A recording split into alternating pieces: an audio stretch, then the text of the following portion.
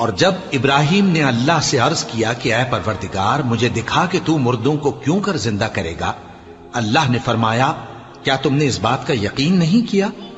انہوں نے کہا کیوں نہیں، لیکن میں دیکھنا اس لیے چاہتا ہوں کہ میرا دل اطمینان کامل حاصل کر لے۔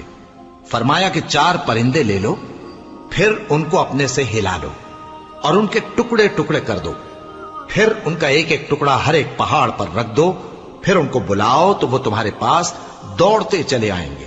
اور جان رکھو کہ اللہ غالب ہے، صاحب حکمت ہے۔ جو لوگ اپنا مال اللہ کی راہ میں خرچ کرتے ہیں ان کے مال کی مثال اس دانے کی سی ہے جس سے 7 بالیں اگیں اور ہر ایک بال میں 100 دانے ہوں،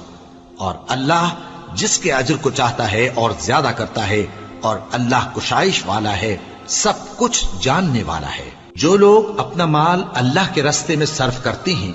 پھر اس کے بعد 9